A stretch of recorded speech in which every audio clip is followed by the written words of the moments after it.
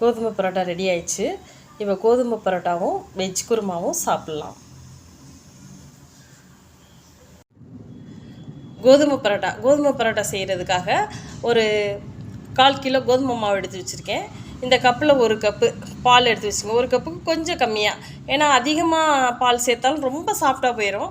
அதுக்கப்புறம் கல் உப்பு கரைச்சி வச்சுருக்கேன், அதோடு சேர்த்து பிசைகிறதுக்கு.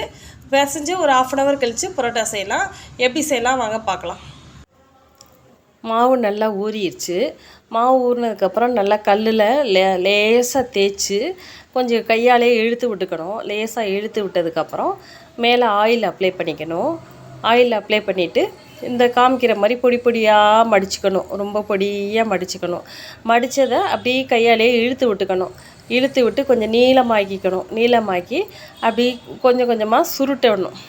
அப்படியே சுருட்டி ரவுண்டாக கொண்டுட்டு வரணும். அதை அப்படியே தட்டி தட்டி ஒவ்வொன்றா சுருட்டி அப்படி தட்டி ஒரு தட்டில் அடுக்கி வச்சுக்கணும். அடுக்கி வச்சுட்டு கல் காஞ்சதுக்கப்புறம் அந்த தேய்ச்சி வச்சதை எடுத்து அதில் போடணும். கொஞ்சம் எண்ணெய் நல்லா ஊற்றி தேய்ச்சி வச்சதை போடணும்.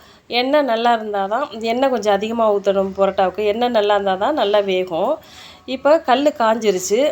இப்போ பரோட்டாவை கல்லில் போடலாம். நல்லா சாஃப்டான கோதுமை பரோட்டா, நம்ம பால் சேர்த்துருக்கனால சாஃப்டான கோதுமை பரோட்டா கிடைக்கும்.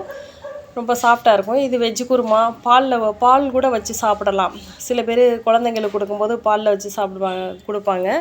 ஏன்னா அவ்வளோ சாஃப்டாக இருக்கும். இல்லை இந்த குருமா இல்லைனாலும் குழந்தைங்க சாப்பிடும்போது தேங்காய் சட்னி வச்சு கூட சில குழந்தைங்க சாப்பிடுவாங்க. இல்லை ஸ்டியூ வச்சு சாப்பிடலாம்.